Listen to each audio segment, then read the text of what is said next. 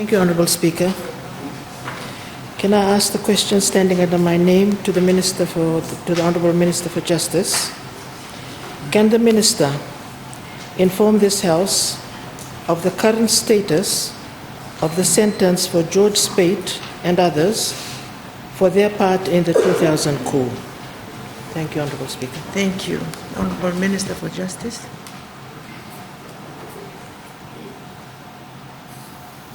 Thank you, Madam Speaker, and I thank the Honourable Leader of Opposition for a question.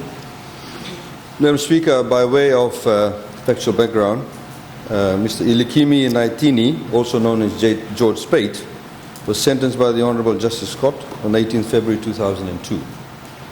In his judgment, Justice Scott convicted George Speight after he pleaded guilty to the offence of treason, which at that time carried a mandatory death sentence. Because George Speight pleaded guilty, there was obviously no need to have a trial to prove the guilt. Given his plea, he was sentenced to death by hanging.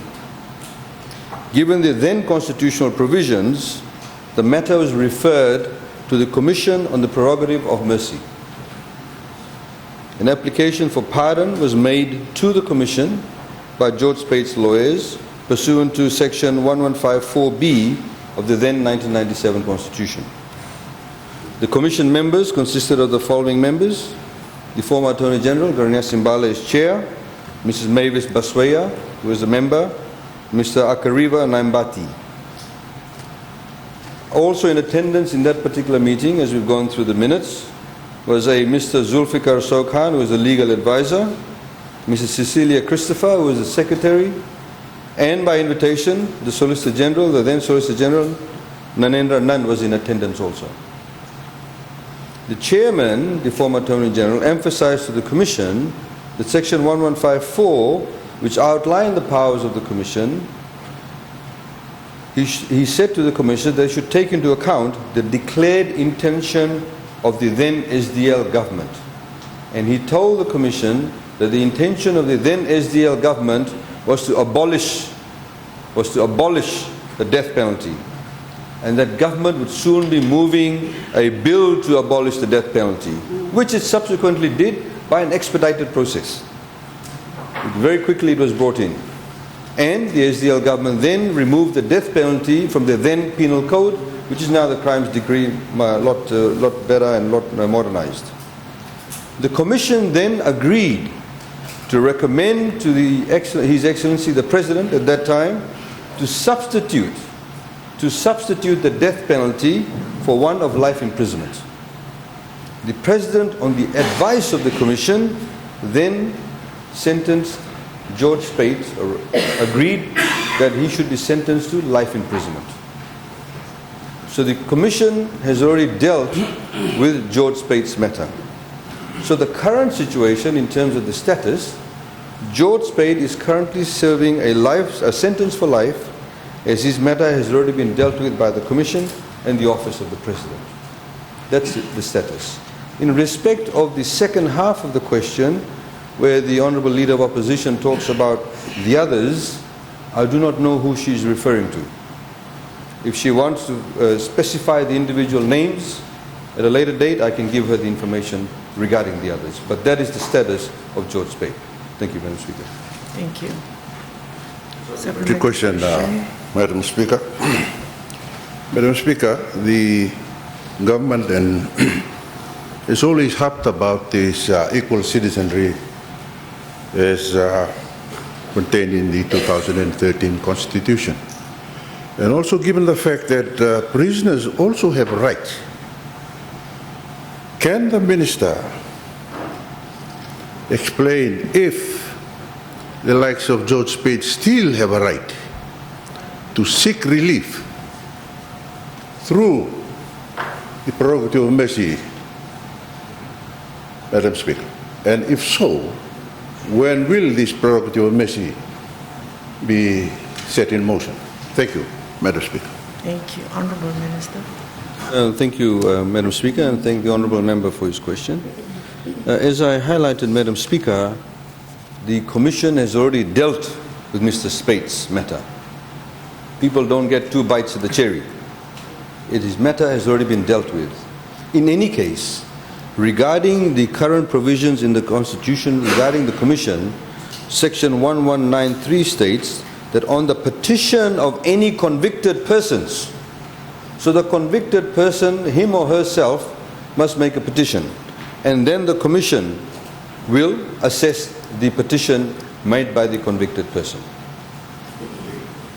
Thank you. Supplementary question, Rotemumu. Supplementary question. The Honorable Attorney General has asked who the others are. Can I mention here two people, Timothy Silotolu and Shane Stevens, and I speak on behalf of their families who have grown up without a father all these years. They have been given life and they have been led to believe that their sentence has been served. My question is, Honorable Speaker, will they be allowed out on parole? Is there any anywhere in the yellow ribbon, community policing, etc., where they may be allowed out, since they have been there now maybe 13, 14, I'm not sure how many years, Honorable Speaker, and in terms of their human rights and equal citizenry? That's the question I'm asking. Thank you, Honorable Minister. Thank you. Honorable Minister. Thank you, Madam Speaker. I thank the Honourable Leader of Opposition for a question. Madam Speaker, the Opposition needs to understand that there is a process to be followed in all of this. There is a process. They need to read the Constitution. If a person wants to petition, wants an early release or amendment or whatever the case may be, they need to follow the process which has been laid out in the Constitution. It has been laid out in the Constitution, and once the person makes a petition, it will be assessed by the Commission. Madam Speaker, I'd also on that point like to highlight to this Honourable House, and in particular for the information of the Opposition, that one of the new provisions in the Constitution, as has been included in other jurisdictions, that the Commission, when assessing petitions, also allows the commissions to consider the views of the victims of any crime to help make a determination of whether pardon should be granted or not. This, Madam Speaker, in modern parlance is called restorative justice. So there is that requirement also. So, Madam Speaker, in terms of any petition, it must follow the proper process. Thank you, Madam Speaker. Thank you. The Honourable Mbulitabu. Supplementary question, Madam Speaker. I thank the Honourable Attorney General for his answers this morning.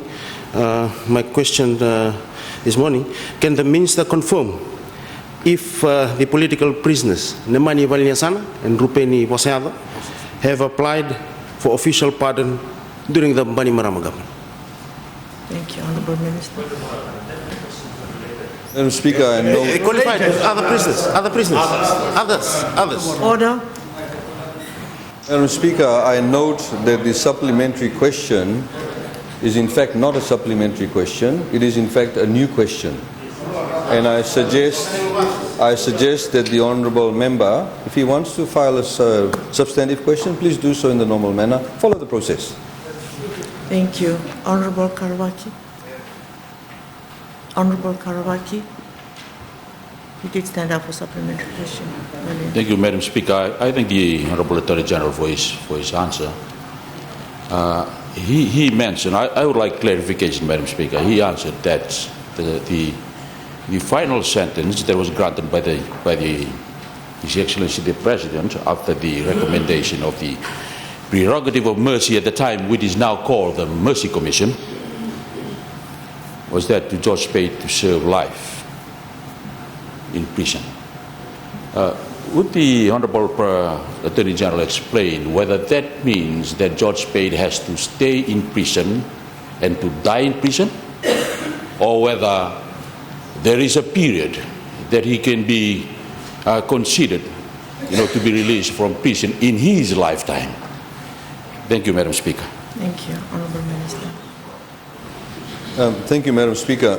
The question was, in a different manner, was asked by Honorable Lalam Balawu.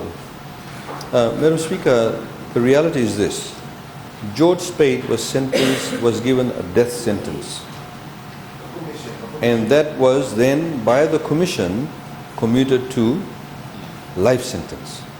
So the Commission has already dealt with this matter, and he is serving the sentence that was recommended by the Commission to His Excellency the President, who agreed with the recommendation of the Commission, and that was for life sentence.